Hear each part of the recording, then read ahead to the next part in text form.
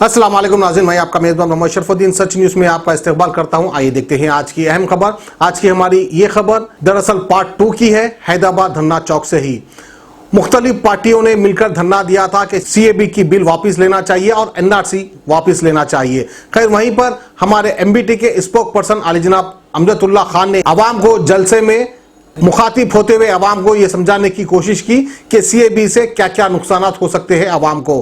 खैर तफसीलात सुनने के लिए आप खुद सुनिए आली जनाब अमजदुल्ला खान क्या कहते हैं। जमात इस्लामी में वो क्रांति देखने को मिल रही है और ईसाइयों हाली जो जुमा नमाज के बाद में पूरे शहर में जो एहतजाज किया गया, काबिल मुबारकबाद है तमाम ईसाइयों के लोग। रही बात ये कई लोगों को ये नहीं मालूम कि सीएबी है क्या और सीएबी के नुकसान क्या है और फायदा क्या है इसका। सबसे पहले मैं ये बतलाना चाहता हूं कि हिंदुस्तान में एक सिटीजनशिप एक्ट पहले से है। हिंदुस्तान बनने के बाद में 1947 के बाद जब पॉपुलेशन काउंट हुआ, जब कानून बना, अंबेडकर ने कानून बनाया कि सिटीजन के बाहर के अगर कोई मुल्क के लोग आकर हिंदुस्तान में शहरियत लेना चाहते हैं तो इंडियन सिटीजनशिप एक्ट 1903 में एक ऐसी बात है कि कहीं का भी मुल्क का फर्द अगर यहां पर आता है, वो स्पाउस कैटेगरी हो या उसके बाप दादा यहाँ के हो या वो बिल्कुल नए तौर पर आता है, उसमें कैटेगरीज दिए गए हैं कि कोई 5 साल रहने की कैटेगरी, किसी को 8 साल रहने की कैटेगरी, किसी को 12 साल यहाँ पर हिंदुस्तान में रहने के बाद में हिंदुस्तान की शहरियत का दावा कर सकता है। वो अगर बीजेपी इस मुल्क में हिंदुओं का या वो जो पाकिस्तान, श्रीलंका, बांग्लादेश से उनकी हमदर्द होती तो सिर्फ वो आर्टिकल सिटीजनशिप एक्ट 1903 को स्पीड अप करती, खाली स्पीड अप करके उनको शहरियत देती और 6 साल के अरसे में पूरों को शहरियत मिल जाती। जितने 20 लाख, 25 लाख, 50 लाख जो भी लोग बांग्लादेश, पाकिस्तान से यहाँ पर आए, तो इसका यहाँ पर हो गया कि 6 साल में उन्होंने उनके साथ हमदर्दी नहीं की। अब ये सीएबी लाए हैं, यानी सिटीजन अमेंडमेंट बिल, उसके बाद में सिटीजन अमेंडमेंट एक्ट बन गया है। इसमें क्या है कि पुराने कानून को डिस्टर्ब नहीं किया गया है, सबको फॉलो करते हैं। उनको हम स्पेशल कैटेगरी में सिटीजनशिप देंगे, लेकिन ये सीए जो है साइलेंट है कि कितने दिन में देंगे, कैसा इनका दरखास्त होगा।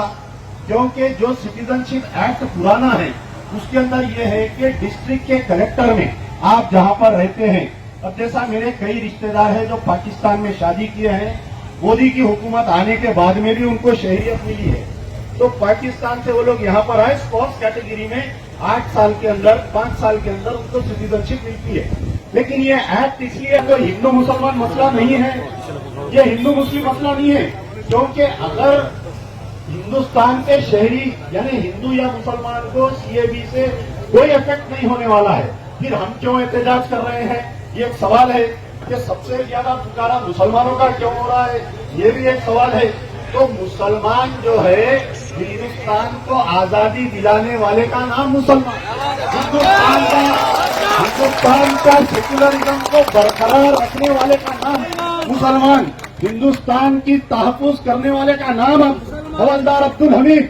हिंदुस्तान के लिए अब जब भी चाहे वो बाहर से ताकतें हमला करने दीजिए या ताकतें अंदरूनी हमला करने दीजिए, हम इस मुल्क को बचाना, इसके कॉन्स्टिट्यूशन को बचाना हमारा मजहब हमको सिखाता है, हमारा कुरान हमको सिखाता है, हमारे अल्लाह ने हमको इस बात की तरकीब दी है कि तुम जिस मुल्क में रहते हो उसकी सरहदों की तहफ्फुज करो। अब ये बात हो गई। अब हम इसलिए एहतजाज कर रहे हैं कि हाल ही में जो आसाम में जो इन्होंने पिछले 30 साल में 3.5 करोड़ लोगों को नहीं गिन सके, पिछले 30 साल से कोशिश की गई कि आसाम में शरणार्थियों को गिनेंगे, क्या निकला? घोड़ा पहाड़ निकला, मुर्गा चूहा। मैं टाइम देख रहा हूँ आराम से कि आसाम में जो है तकरीबन 20 पूरे हिंदुस्तान में 25 करोड़ इलीगल माइग्रेंट्स है, सबसे ज्यादा आसाम में है। लेकिन उन्हीं की गवर्नमेंट आसाम में, उन्हीं की गवर्नमेंट सेंटर में सुप्रीम कोर्ट के पूरे निगरानी में जो सीएबी जो निगरानी में जो बिल आई और जो आजाद शुमार आया उसमें ये मालूम हुआ कि 18 लाख में से 11 लाख गैर मुस्लिम है। अब उनको बचाने के लिए, वो 11 लाख लोगों को बचाने के लिए ये सीएबी लाया गया है। ये सीएबी तो ट्रेलर है, एनआरसी भी ट्रेलर है। आने वाले दिनों में एक्सा सिविल कोड आने वाला है। अगर आप एहतजाज नहीं करेंगे, आप हिम्मत नहीं जुटाएंगे, आप सड़क पर नहीं निकलेंगे, आप कानून की मदद लेते हुए सुप्रीम कोर्ट नहीं जाएंगे, आप अपने नुमाइंदे उन 14 मुस्लिम एमपीज जिन्होंने इस बिल की तारीफ की, अगर आप उनका गिरेबान नहीं पकड़ेंगे, अगर आप उस राजशेखर रेड्डी के बेटे वाईएस जगन मोहन रेड्डी का गिरेबान नहीं पकड़ेंगे, आप उसका सवाल नहीं करेंगे, तो फिर याद रखो एक्सा सिविल कोर्ट के लिए आप अपने आप को तैयार करना चाहिए। यार जिंदा सोबत बा। पैरों में जलन, पैरों का सुंद हो जाना, पेशाब का बार बार आते रहना, नज़र की कमज़ोरी, आम कमज़ोरी और मर्दाना कमज़ोरी, ये सब शुगर और डायबिटीज़ की वजह से होते हैं। और 5, 10, 15, 20 साल तक मुसलसिल गोलियां खाते रहने और इंजेक्शन्स लेने के बावजूद मर्ज और गोलियां बढ़ते ही रहती हैं। मैं हूं Mufeed Khan, certified diabetes educator, NLP consultant और न्यूट्रिशनिस्ट, और हम आपके लिए लाए हैं world famous doctor Vishwaroop Roy Chowdhury का reverse diabetes in 72 hour program. इस प्रोग्राम से अब तक हजारों लोग इस्तेफादा कर चुके हैं। आप भी शिरकत कीजिए और 72 घंटों के अंदर अपनी दवाओं और बीमारियों से हमेशा के लिए निजात पाइए।